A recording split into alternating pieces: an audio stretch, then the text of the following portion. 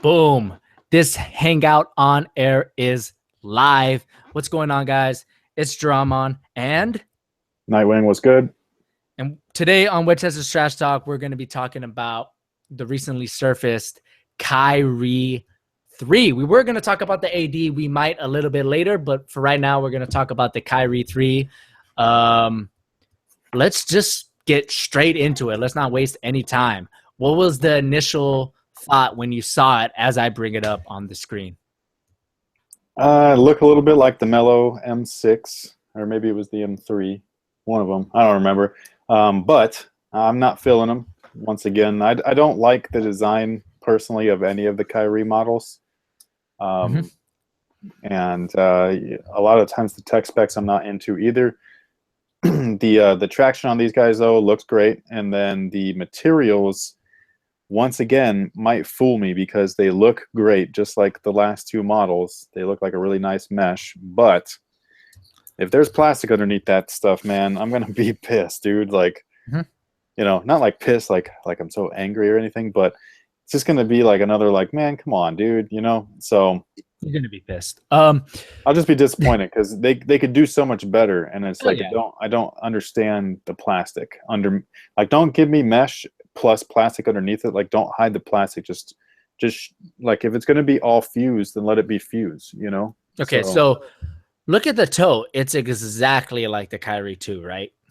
It looks like they chopped the Kyrie 2 toe and put it on this right here. Are you talking about the top part or the rounded top part? bottom? The top part. It looks identical. It's the same thing.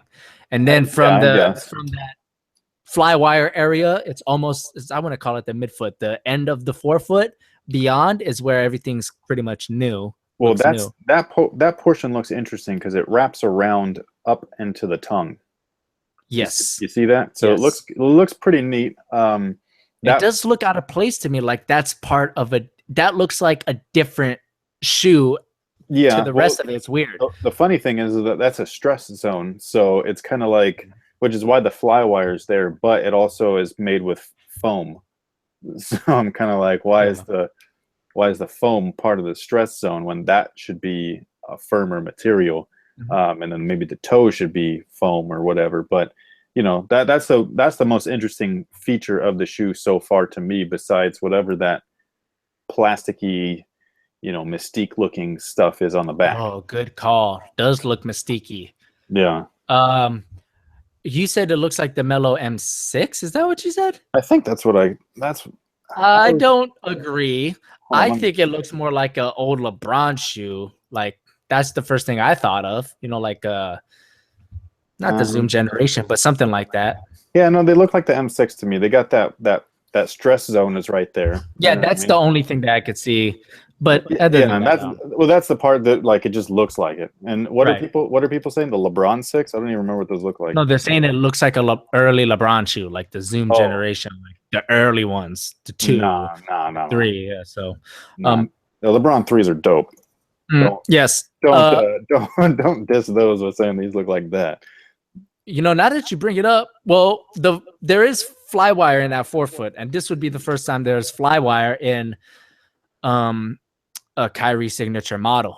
The ones didn't have it, the 2s didn't have it. Obviously, there's no strap here, but what do you think the price point is going to be? Again, also, this is a possible, if nothing's confirmed, his logo is on there.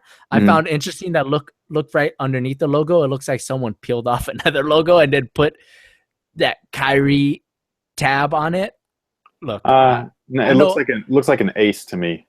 Yeah, that's what I mean, but I don't know. It looks like peeled off. It's probably the Kyrie 3. It most likely is, but again, there's the slimmest chance that it might not be. But what do you think the price point is going to be for this model? They did add flywire.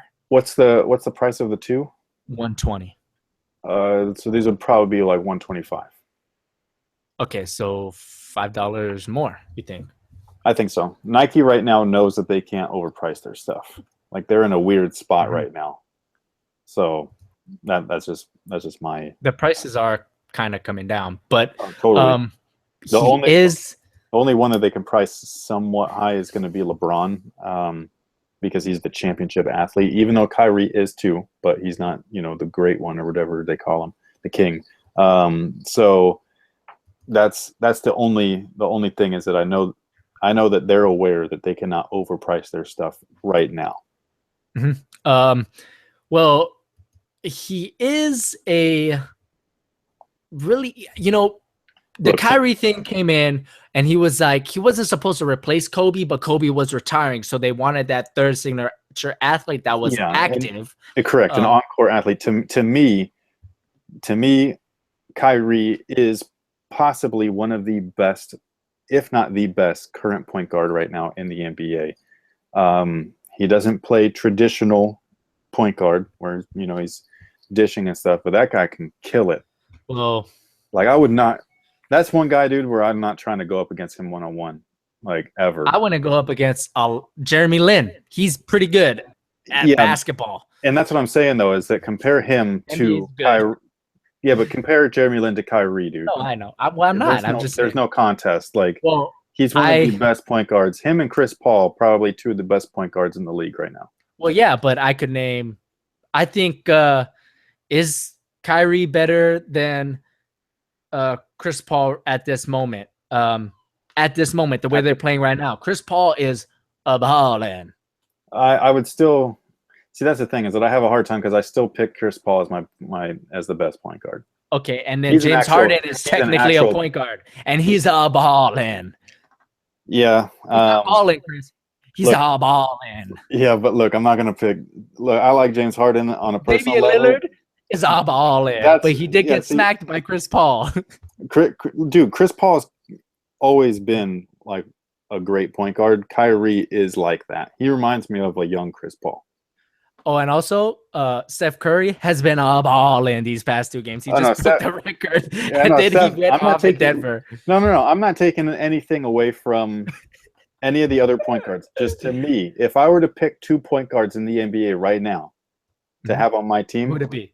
It would be those two, Chris Paul and Kyrie. Yeah. Okay. A third. Well, this isn't an NBA talk, so we're not talking about. But my third option would be Curry. But I'm just saying, you know what I mean? I don't know, man. James Harden is a ballin'. He went 30 and 15 for like 3 straight games. That hasn't been done since the Big O. Yeah, like I said, I'm not taking anything away from any other athlete. No, for sure. Just my personal picks. It would okay, so the point you're actually helping me make my point. He is one of the marquee players. I think he has become I think he has actually become a little bit bigger than what Nike expected him. He hit that huge shot. Yeah. And LeBron was the finals MVP, but man, I think it was it was overshadowed by LeBron's performance overall. He hit the shot. I know, that's what I'm saying, because I thought like last year when Golden State won, my pick for MVP was Iguodala because he's the one that showed up. And this year, even though LeBron was great, the one that I felt stuck out the most to me in my mind was Kyrie. Well, I think LeBron deserved the MVP, but I will say that the Cavs didn't really get going. They looked dead until Kyrie had that crazy performance, and then they were like, yo, let's go, and then they won. Well, but yeah, between him and LeBron, I feel like those two just really sparked that team to get that 3-1 or come back from that 3-1 deficit. So right. So what I'm trying to say is I think that he became a lot bigger quicker than what Nike expected. So how does that affect the price? You said they're not in a position to overprice their shoes. They're not. But 120, you said 125. Yeah, is 140 really that hard or unbelievable? It's not. I'm not asking if it's a good move. I'm just asking, is it that hard to believe that they would do that because how impressive Kyrie has been? No, it's definitely possible, but I'm just saying if they want to sell that shoe for sure, 125, 130 max, okay? Because you just listed the other point guards, okay? Chris Paul, his shoes 125, it's not going to sell. Jordan Brand signatures never sell. I'm just saying though, his shoes not going to sell. And then, but I don't think they're attributing that to like his stardom. I think Nike's looking at that saying, "Well, Jordan Brand signatures never sell, so That's why it's in our setup. I would equate it to that, because if you're a Chris Paul fan or a Clipper fan, you're supposed to want that guy's shoe, and if you still don't want it because it's just that bad, or like it's not a bad shoe, but just that unappealing, that's saying something. So so there's Chris Paul. His shoe's not going to sell. It's 125 retail. Okay. And then we got Curry's at 140, and then we have Harden's at 140. Now you're telling me that you're going to pick the Kyrie at 140 over either of those two? You would, really? Not me. No, but I'm just saying. Those jokers who say Warriors blew a 3-1 lead would. Look, those guys would. Those guys don't even hoop, dude. We're not talking about them. But they would. And also the Kyrie 2, I'm shocked by this. I'm so shocked by this, but it is a freaking popular sneaker for whatever. And it's because it's affordable. I do think it's because it is affordable. It's the same. Yeah, that's the same reason why Curry's were flying off a shelf. It's because they were all around that same price, that 120 range. But people are buying multiple pairs, and I think once you get to like 3 pairs of the same shoe, which I know multiple people, I'm like, why do you keep buying this shoe? There's nothing, and they play in them. They say, "Oh man, I like them. They look nice," and I'm like, well, no, that's the thing though, is that shoe does look nice. It's just, for me, the materials, that plastic upper, I can't mess with it. And then the cushion, I personally can't do either. The traction though on that shoe is beast. The fit is beast. The support is beast. You know what I mean? Like, it's a good shoe. It's affordable. It is the best looking. Like, look at last year's Christmas pack and then this year's Christmas pack. Both of them, it's the best looking shoe. You know what I'm saying? Like, it's pretty. The way that they apply the design to the strap, the colors, everything. I like the Kyrie 1 more than the 2, but I don't. That's where I really think the Kyrie 1 was not a good looking shoe. Well, I'm not a huge fan of straps, so me neither. And that's the funny thing too, though, is that I don't like straps, and even still, the Kyrie 2 looks decent. But you're right. The Kyrie 2 has had so many good colorways that it really helps. Like the Battle Gray pack is like sexy. The Red Velvet Cake was sexy. The Hot Lava was sexy. I mean, I'm just naming a few. Which is the Red Velvet? The one that's like that all burgundy with the gold? Yes. Okay, because those, I mean, dude. I mean, those are fire. Yeah. Thanks, Brand Black, for bringing Maroon back. Yeah. Shout out Brand Black. Because they really did bring Maroon back. I mean, I'm not even friend. But did they really? Nobody else? On sneakers. Come on. Burgundy? What NBA team has burgundy? None. Oh, I'll tell you. Yeah. None. Well, no, the Cavs do. The Cavs do. Oh, that's right. Wine gold. That's right, actually. They do. But anyways. They have been, like, Nike will put out red and gold versus wine and gold. Except for those Kyries, which look fantastic. Even the dark navy and yellow joints look sick. With the little yeah. You know what I mean? Dark navy and the yellow, yeah. And those are not even colors that I'm like, yo, I need a yellow shoe. You know what I mean? Like, and they just look dope. So, and the kids' colors were sick too. The grade school exclusive pairs, like those were fresh. So yeah, I think that colorways and price point really sold that shoe well. Okay. Oh, I agree, because it was a really popular shoe. Now, just based on this one photo, there's this other photo that I'll put up as well. We really can't decipher a whole lot, but we could use our knowledge to kind of, educate or make a hypothesis, an educated guess is what I'm trying to say, of what the tech is gonna look like or gonna be. Let's see this window right here, fellas. Boom! Looks like Zoom in the heel, right? Yeah, and that's all they're gonna have. And that's what you think. That's all they're gonna have, right? That's what I've been told. Have we seen? Okay, so see how it's this blue? Yeah.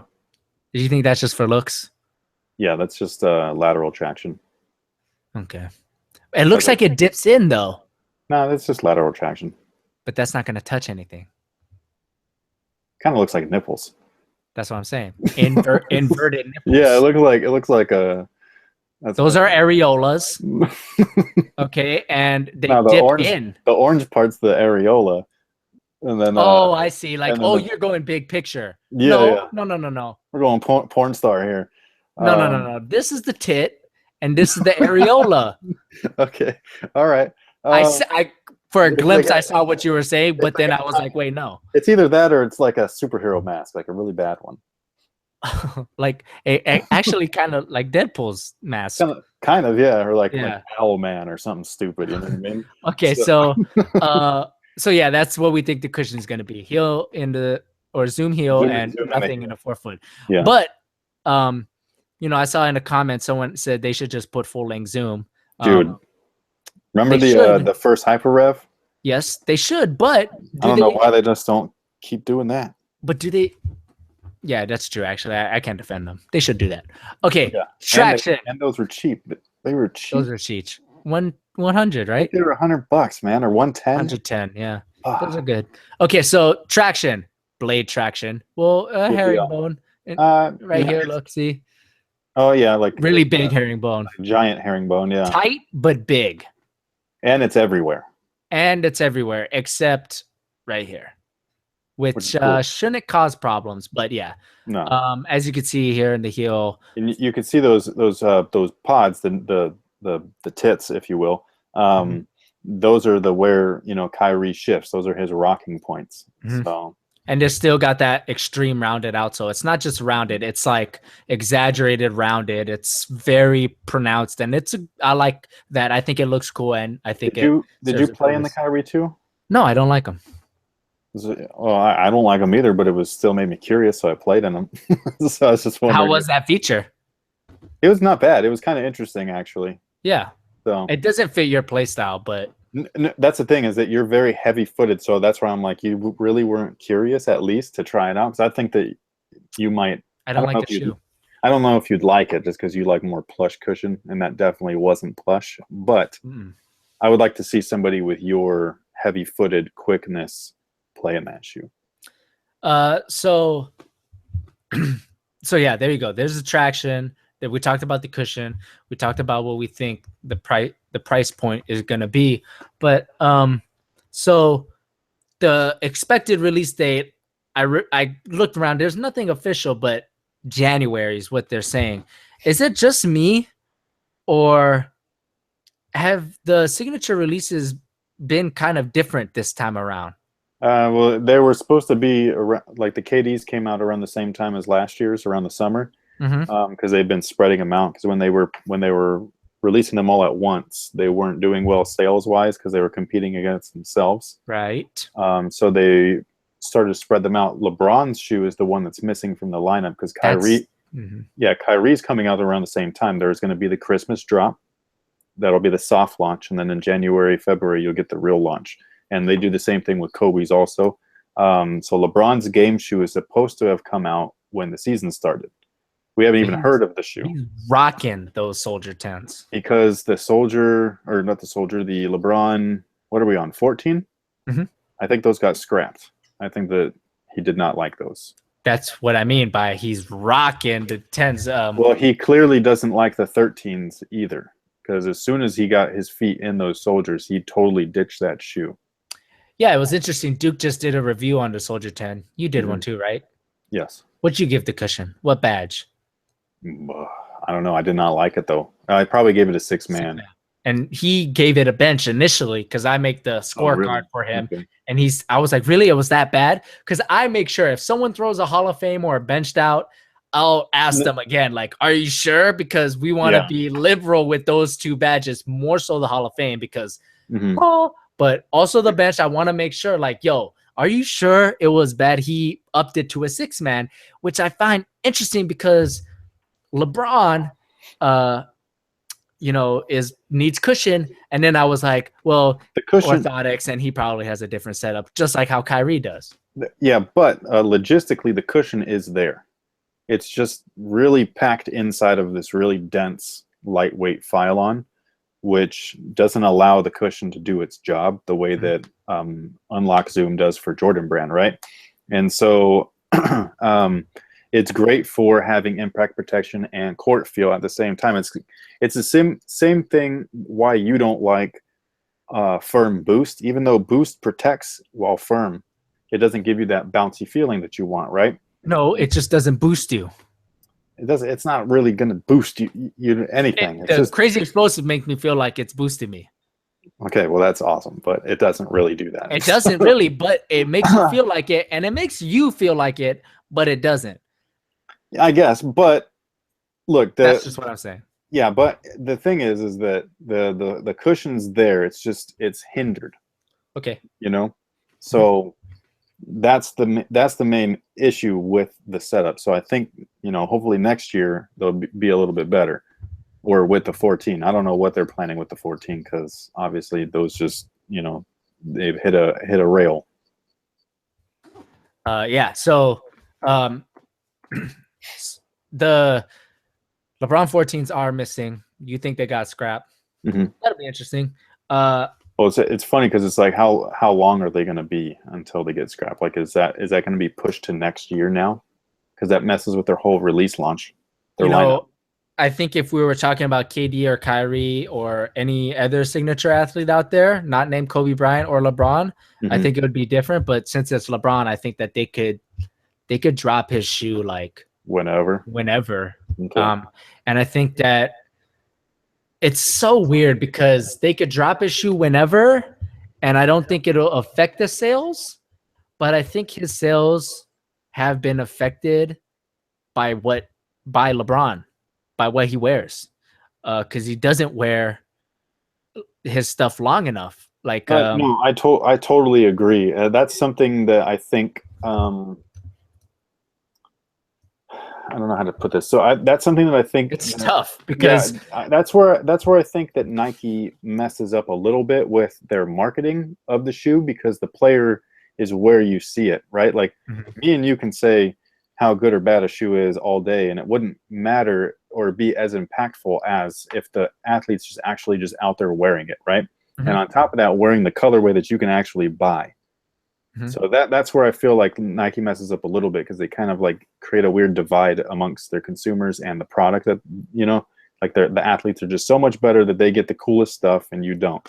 And so that's where I feel like it suffers. And then one area where this kind of like doesn't go into the same thing is back with a LeBron 11, where he totally didn't like that on court, but that shoe sold well. It did. That was the first time though. That was like the first time. And I think after that, it just got weird for the LeBron line. Look, looking into the future of the LeBron line, in the future, when we look back, I think it's going to be fascinating, because it's like, it didn't have the pop culture impact that Jordan's had. No shoe line did. But the closest I would say was like Kobe's. Like, well, haven't we had this conversation before? Like Kobe to me has the best, hands down, the most consistent. Yeah, you said it has the best technologically, and from a performance point of view, it's the best. Is what you said. Correct. Like from 1 to whatever, like there might be a couple of hits, or a couple of misses, but for the most part, from 1 to 11, like they're great shoes. You know what I mean? Like there's, even on the bad ones, there's aspects of them that are great. Right. And that's some things where the LeBron line cannot, like it just, nothing saves it. And that's something where even a bad version of an Air Jordan, at least they look cool, or they used to, you know what I mean? And what I think is the most interesting thing is, how LeBron has been like dick teasing us with retros of his Zoom generation and his early models. Which is messed up, because they need to drop a few of those. Wait, okay, so thank you for saying that, because I find it so interesting that LeBron's not even anywhere near retirement and we're already looking for the retros.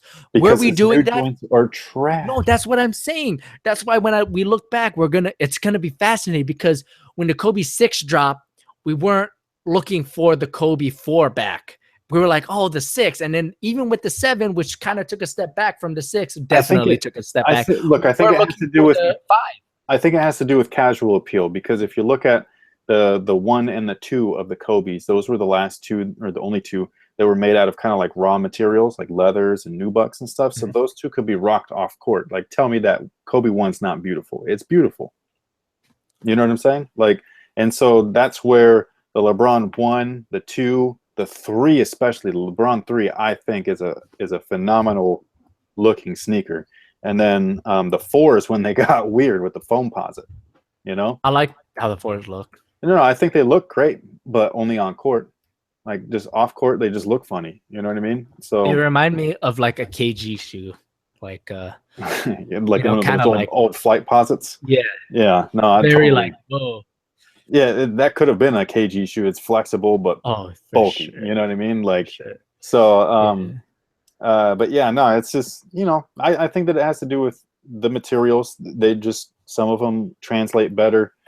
Some of them translate better. Like this now, it might not be popular because it was never popular, but this shoe, to me, visually with the materials and everything, look a lot better than a new age shoe. And right now is when retros are booming. So why not do it? Don't wait until the future becomes the future. You know what I'm saying? To So where you like mean, people want futuristic looking stuff. so what you're saying is you want the LeBron Retros to drop? I think that they should drop Wouldn't now. that be competing with themselves? You don't think? Like you said earlier, That's what the Jordan Brand stuff does. I think that's And what they're holding back. Yeah, but Jordan Brand is it might be. different because Jordan Brand. I mean, that's Well, what they make their money on. That's what I know, and that's it's so weird. Like it is, and we're talking practically about like the same company, where like, and I know that they're run differently by, separate entities and all that stuff, but it's just so weird to see something so similar be so different. You know what I mean? So, but yeah, I don't know what the answer is really, because there's other shoes that do get retroed from like that shoe there. If that were to drop right now, like nobody would care. No, I don't think we're gonna see the LeBron Retros until like his last year. I think similar to Kobe with the fade to black pack. Possibly. I don't think so. I think I'm not disagreeing that they should, because people do want them, and I think they would sell, and they might sell better than like the current stuff for LeBron at least. But I don't think they're gonna do that because it would just kind of be like a white flag. Like, well, you could buy the old LeBrons, and it would kind of be leaving like the new stuff on the side, like, oh well, whatever. Maybe, but I don't think we're gonna see that. But as far as the Kyrie 3, do you think that this is something that you like, talking about natural progression aesthetically and tech wise between the shoes of a signature line? I think that the Kyrie 3 continues that. I think that the Kyrie 3, 2, and 1 all have that natural progression. Now, whether or not it's a good... Yeah, I disagree with you there. I don't feel that there is progression. It's just consistency. You think it's consistent? Yeah, they tech for tech, they use the same amount of materials, or I mean the same everything. That's true. So far, because like I said, we don't know what that upper is on this 3 yet. But if it's plasticky with glue mesh on top, then it's going to be the same thing as the last 2. And then the cushion wise, there's one single zoom unit in the shoe, whether it's in the front or the back, doesn't matter. There's just one zoom air unit. Well, and then they've all got great traction. Right. I did say, well, the traction has changed every time. Yes, but then there was that rounded outsole. Yeah, and it's all been great though. So that's the thing though. It's a consistency thing. I don't feel that it's a you don't see it morph into something different. You know what I mean? Like evolution. Well, that outsole did from the 1 and 2. Yeah. The 1 was kind of rounded, and then the 2 took it to another level. Yeah.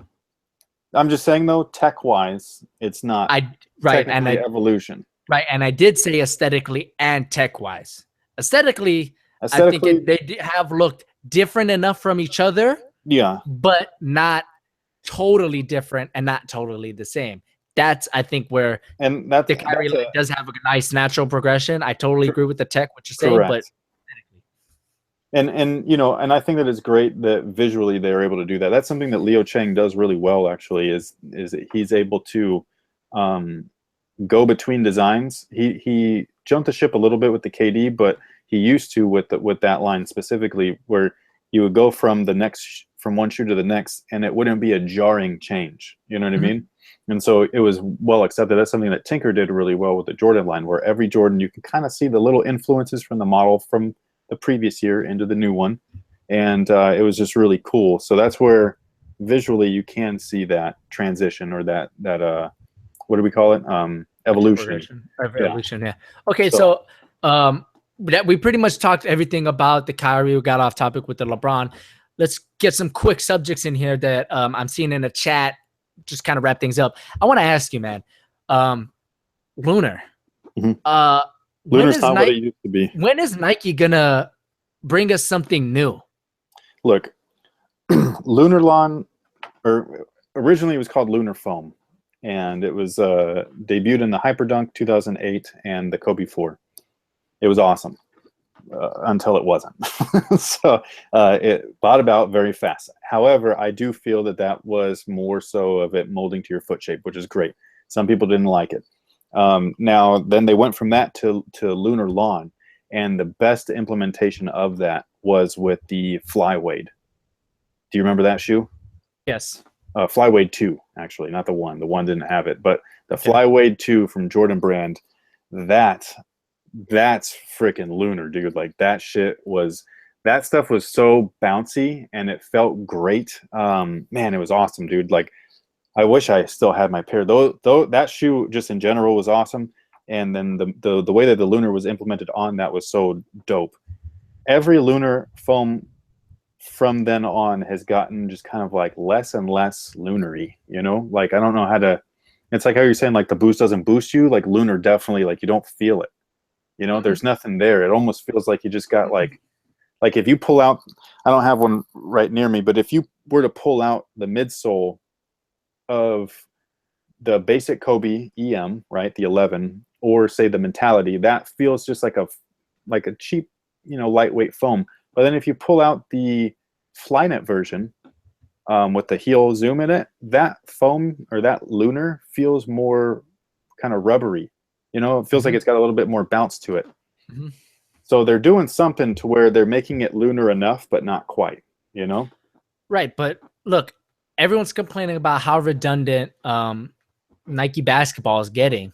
I just reviewed the Zoom Witness, you know, the Hyper Live, the Hyper Chase, whatever else you want to call it. All these redundant models that people are really not getting good value for. Yeah, it's been that way for a while now, though. They want to buy Nike. No, I know. But I think part of it is A, they're a little lazy. B, is that what can they do other than Zoom? What other cushion setup can they do? Well, they can't. They don't have anything because Lunar failed for basketball, at least. I know there's a lot of runners that still have it, but it doesn't work for basketball. The one thing that the last time we saw it. When was the last time we saw it? What, Lunar? Yeah, in the basketball shoe. And I'm just talking about just Lunar, not with the Kobe 11. Lunar Zoom. It has just Lunar? Yeah. I didn't know that. I thought it had the mentality line. It's just Lunar. The Mentality line does have it, and also remember the Kobe 8 was probably the last. Well, that one did have different ones, but that was Lunar also. Like that, the original one was just, you know, stock for Lunar. And I think, like I said, Lunar can be good. They're just not doing it right. There's different. It's a foam mixture, so it depends on the properties, the chemical properties of what they're putting out. They can make Lunar a little bit bouncier if they wanted to, but they choose not to. Why? Because of production costs. It sucks, you know. It's the same thing with just Phylon in general. Like Phylon's as basic as it gets, but there's different versions of it. You know, it's lightweight and dense. Right. Sometimes it's like really thick and hard. So that's what she said. But so you know, zing. But yeah, so you know, it just depends on how they implement it. Same thing with Zoom. There's so many different ways to implement Zoom, but there's plenty of bad ways, and that they're doing it all bad right now, with the exception of the KD 9. But even then, that's proven to be fairly, you know, unstable, because there's 2 out of our testers. How many testers do we have? There's 1, 2, 3, 4, 5, 6. There's 6 of us. Out of 6 of our wear testers, there's 2 of us that have had that bubble pop. With yours? No. Stan and you're not explosive enough. I think no, I'm not. What did you say? Fat enough? Yeah.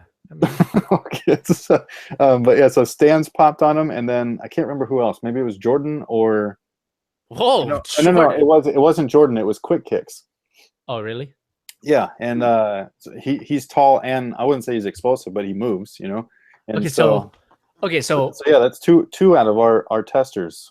I think that I didn't realize the Kobe 11 EM had full lunar because I use my full length zoom in my Kobe 11s. Yeah, and so what I do with my mentality and with my EM version is I take the Kobe 11 fly nets and I put that thing in there because it's way more comfortable.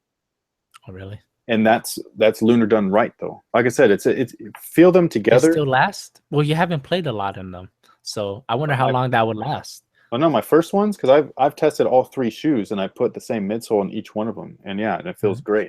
You know what I mean? So so why aren't they doing it right? I don't know. I think it's well, they're not just not doing it right, they're not doing it at all, other than the mentality line and the Kobe line. Look at all the other stuff. It's half zoom, half nothing, or nothing.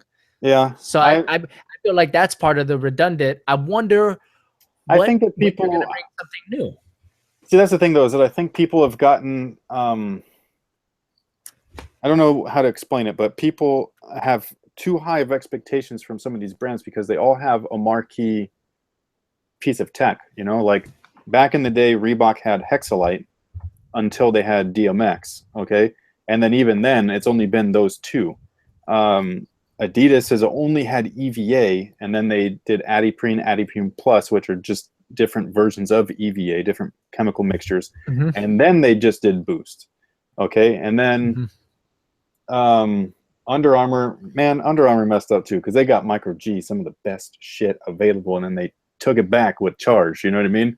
So that's only 2 things. Nike's got Lunar, they've got Cushlon, they've got Zoom, they've got Air Max. They've got plenty of options. They just need to kill it with the implementation. And that's it. Well, I will say that the Curry 3, I do feel a difference in the Charge. That's still not Micro G, but I don't know about you, but I did feel it. And that might be. You feel that it's better? It is definitely more responsive for me, in a better way, not in a more firm way. I wouldn't even call it plush way, but technically, yeah. Really, and I am a more explosive player than you. That's not me saying I'm explosive and can dunk, but more explosive than you. I'm sure you can get up though. I did feel the difference in the Curry 3. I really did. I was actually surprised, but it's still not Micro G. Yeah, so for me, the Curry 3 is still just too firm from what I know that they can do. And that's for sure. So, and that's just all there is to it. It's too firm for me, especially. Like I might be a special circumstance because of my issues with the knees, but you know, for whatever reason, I definitely feel a difference, and I don't like it. I prefer Micro G. Micro G is awesome. So, okay, so when is really quick? You don't have to elaborate, but I'm just asking, when is the cycle over for Nike to bring us something new? Wait, say that again. In your opinion, when is it time for Nike to bring us something new, tech-wise, cushion-wise, specifically? Because I feel like it needs to happen. They just did. With what? The articulated full-length max zoom. Yeah, but that was like a variation of what they already had. Look, man, that shit's fucking zoom on steroids, bro. Remember, like, Boost is new. Boost is new, man. I know, but that's the only new thing. And it's so what? And it's only their third cushion that they've come up with, okay? And on top of that, it's within their whole history. Like, no, I know, but they're not Nike. Nike is, so if you do the math and you punch it in, Nike should have something new because you just said Boost is the only thing, right? Yes. So what is Nike combating it with? They don't have a new shiny thing. They don't need a new shiny thing. They just need to do what they do and do it right.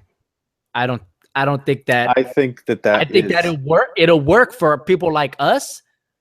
But if you're talking about people who walk on Union Square and they see the billboards. Okay, yeah, I know what you mean. You're talking about something presentable that catches the eye. Yes, because for us it would totally work. But it's crazy to me. It really is that everyone's saying Boost is life when Boost is the only new thing, like you said. So of course it's live because But it's that's new and it works. it's yeah. Look, it's not just that it's new. It's because it works. That's the reason. That's exactly. You know, But remember when Shocks so came out, it didn't work, that didn't no, but that it was didn't work. everywhere.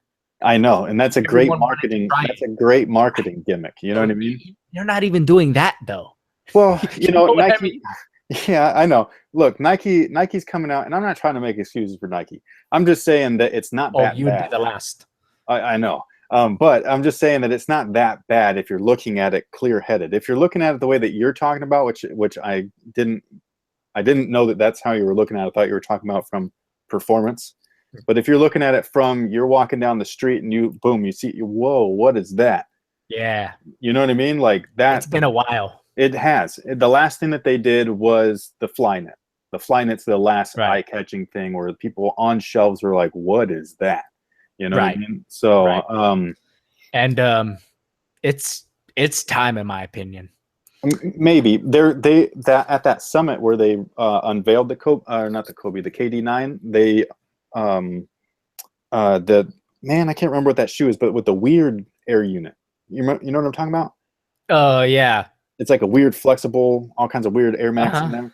And also they have the self-lacing thing coming out. Right. So I'm not saying that that's like crazy, but if you're talking about like somebody's going to see that and be like, yo, like an auto lacing sneaker, that's a gimmick right there. Like people are going to want to buy that, you know, depending on the price. That is not performance even.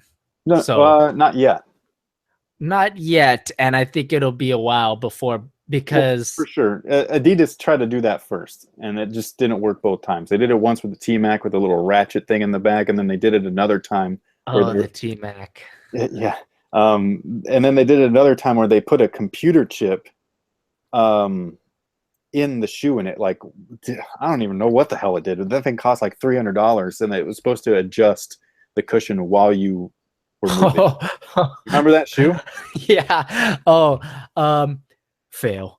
Yeah, definitely. Okay. So yeah, I just think it's time. So, it's been a while since I've been excited for like a Nike technology. But Nike's the stuff that Nike does, people like. They still have their free line, which a lot of people love casually. They still have their Flynet stuff, which a lot of people love casually. Their Lunar stuff, a lot of people love casually. So it's not, I don't think it's missing. I just think that what they need to do as far as performance, not catching someone's eye, as far as performance goes, they have to really stop pulling the punches of what their tech can do, because Zoom is awesome. So like we both know this. So you think that Adidas is currently killing the game, right? With the basketball, at least, right? And the lifestyle too. But right now they're killing it. They're having such a good year, right? They just reclaimed the second spot in North America over Under Armour. Hold on, pause real quick. George Middleton, Nightwing's the type of N-word that will make fun of his wife's shoes. I'm not the type of guy that's gonna make fun of anybody's shoes, bro. Sorry. No. Plus, you buy your shoes. You buy your wife's shoes, so why would you buy them and then make fun of them? I don't know. That was a really bad joke. You got to come harder next time. All right, let's go. Fail. Anyways, that guy's Reebok for now. Anyways, Boost, Adidas is killing it. So in your mind, you think that if Nike just came correct with the current tech they have, let's say next lineup, not this lineup, but the next one, all their performance models for basketball perform great, like Adidas is this year. They really haven't had a miss yet. Do you think that Nike would be back on top? It would be equal, or Adidas would still be have the edge a little? Because in my estimation, like we've just been talking about, it still wouldn't be enough because there isn't that presentable thing like we just talked about. What do you think? So I think because the typical consumer is still in the mindset of Nike is the best thing, right? That logo is everything. So to reaffirm their automatic notion of Nike's the best with a shoe that actually backs that notion up, then yeah, I feel like Nike would still be killing it right now. Unfortunately, that's not what they're doing. They're penny pinching. And right now, with a multi-billion-dollar company, like there's no reason to penny pinch because we know that they can put out great product for affordable prices. Or I wouldn't say affordable prices because, you know, 150 is not maybe the medium income level or whatever, but you know, at least it was more affordable than 185. The KD more specifically is what I'm talking about. So, and that's why, like I said, the whole Kyrie line has been consistent sales wise. It's not just because Kyrie is awesome. It's because that shoe's affordable and it's got that swoosh on it. Okay, so I think it's pretty safe to say that for Nike right now, at least in basketball, because there's been some good innovation in their running recently, but at least for basketball, it's about sales for them right now. And I think that that's fine for them, but bad news for us. But yeah, I think it's less about sales and more about the profit, the money that they're getting from the sales. Oh yeah, I should have rephrased. Making money is what I should have said. But yeah, I do think profit margin. It's definitely that's, you know, and I think they're the only company in this game that can do that. For right now, but like we've been seeing over the past 2.5, 3 years, it's starting to bite them in the ass. So, you know, because there's only so many times when you could put out a shoe like this and be like, yo, let's spend as little as possible, but they're gonna buy it. You know what I mean? This is a LeBron shoe, or this is our new Nike. This is our new whatever, right? So you can only do that so many times when you've got company over here, and there's a list of them now of whoever it is being like, well, we're going to put out this shoe with as much stuff as we can do for as much profit as we can possibly risk to lose.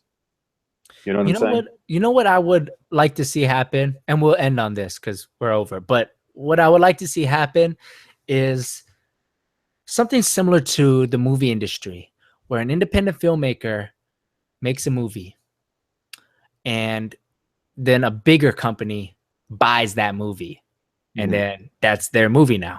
And then they release it.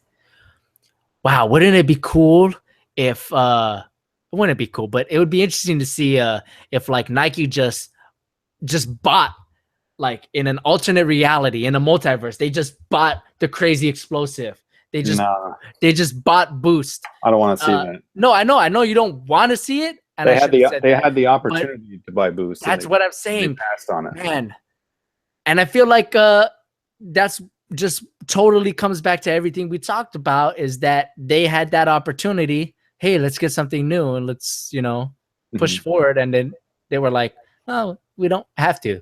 We sell $5 billion in clothing in 3 months. Well, that's what happened with Converse. Is they bought Converse, and look what happened to that. You know, like they've got nothing now. The only shoe that they sell is the All-Star. So the Converse, right, but I don't Converse think used that... to have. No, I'm just saying though, is that Converse used to have a whole performance line. That Converse actually has a performance line with history that you could retro. You could retro the Wades. You could retro the Rodmans. What would they call the Wades? Because they couldn't call them the Wades. What do you think? Yeah, I don't know. The Flash 1.0s. Well, they couldn't use Flash either, but you know, they could call it something. True. Lightning Quick or whatever. I don't fucking know, but I don't name shoes. So, but yeah, you know, they could do stuff like that, but they choose not to. You know, because it's easier for them to produce a canvas and rubber shoe that will just earn them their money back without spending too much. You know, and so that's Vans does it. Yeah, but that's Vans' heritage, though. They haven't changed in 40 years.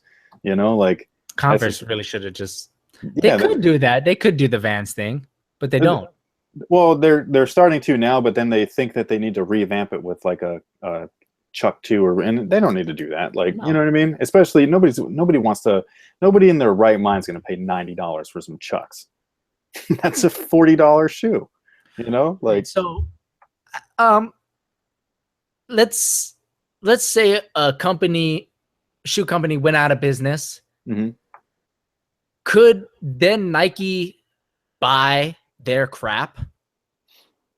Wait, say that. Oh, yeah. That's what Adidas did with Reebok. And what has come of that? but nothing has come of that. Not a damn thing. That's what I mean. Okay, so that's what I'm saying. Yeah, is that I want that to happen. Yeah, I don't want to see Nike buy somebody because like then it does nothing for us. You know what I mean? But what if they did do something? Then that's what I would like to see. What if Adidas had their DMX cushioning and some things? Nah, that just. Hey, DMX is good. It was good until it popped. Better than that. Imagine if DMX was in the retro crazy ones. Crazy ones. What are we talking about? The Kobe? Crazy. Oh, okay. Oh. But then you would have guys that are not, they're like, because Reebok did the remix line. Remember that? Where they added giant pieces of hexalite to everything? Yeah. People hated it. Because it wasn't the original. But this wouldn't be visual. It would just be the cushion. Oh, okay. So if you're talking about like it's embedded in there, you don't know? Yeah.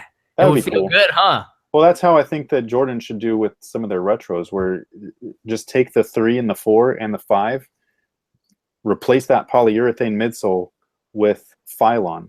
You can keep everything else the same. Everything, the tech, the placement, the rubber, the leather, everything. The only difference, and you wouldn't even notice visually because it would look exactly the same, is just change that with a Phylon midsole and boom, you got a brand new retro performance model. It immediately updates the shoe to modern times. Or how about all these shoe companies just go all in with the drop-in midsole technology, and you got Boost drop-in midsoles in your Stan Smiths, in your Adidas Superstars. Oh my God. Right? I think that would be great, but did you see those Stan Smiths that with the I don't give a shit about those because they're just stupid, and that's stupid. No, I know. They're messed up. Do the drop-in midsole like we wrote about years ago. Oh, I know. I'm right there with you. I mean, I think we came up with that together. We were both talking, and we were like, yo, wouldn't it be dope? So should we answer some questions? Since there's so many people. I've been taking these questions. I've been kind of repurposing them, but yeah, if you guys have any questions, we got like 5-10 more minutes. We'll answer them. But I read another comment. Someone said, "What if the Crazy Light 2015s, not the 16s, because those are good. The 2015s had zoom." Like I was like, if the Crazy Light 2015s had either zoom or Jetlon or a different foam. That's my whole thing though. Then it's that brand's shoe, so who cares? Right. It's like, you know what I mean? Let's see here. Pick a good one. People are just roasting. How about this one? Is in a 1-on-1 series to 7 between Nightwing and JAHRONMON, who's taking home the ring? We did that already, and y'all played yourself, so that's why you don't get to see it. I mean, that's it. What's a good outdoor shoe? My go-to outdoor shoe was the D-Liller 2. Now it's the TP Force by Peak. Traction is like crazy. Oh, okay, yeah. I still haven't gotten a chance to play in those yet. The fit and the traction outdoor is just buku crazy. I haven't played in them outdoors, but the Curry 3 actually seems like a viable outdoor option, with the exception of the lack of cushion. See, right, we talked about that already, but I might not play mine outdoors because I think I really like them, and I don't play in stuff outdoors if I really like them indoors because I want to keep that shoe for indoors. No, I'm the same way. But like typically what I do, and this is a cop-out answer that you don't want to hear, but this is legitimately what I do, is that I will take whatever my indoor shoe is. Once I replace that with the new shoe, that shoe is now my outdoor shoe. Yeah. And that's it. And that's, that's the most logical way to do it. How about this? What happened to Paul George's shoe? It was never confirmed that he was getting one. For all we know, that could have just been a PE. It was never confirmed. All it was speculation. Wait, did we look back at no. Oh yeah, that's true. Okay, because I was just about to say the Hyperlive 2 was that Paul George's signature Hyperlive 2 PE, but then I remembered there was no strap. Oh yeah. Yeah, so best shoe for wide feet. There's plenty. Right now, that Zoom Witness that you just released, or you released a performance review of, is super wide. Yeah, the Jordan 31, great shoe for wide feet. It is? Oh, yeah. And you don't have to go upper half down. Okay, see, that's the biggest thing. A lot of times, Yeah, I people know. with wide foot have to go up or I have just a, and it I have a, just causes problems elsewhere. yeah, no, I have my top 5 of wide foot shoes, and right in the beginning, I state the materials that you want to look for, which is more important than just picking the shoe, being like, this shoe's great for wide feet. If you look for the shoe with a specific set of materials on them, that will be adequate for wide feet.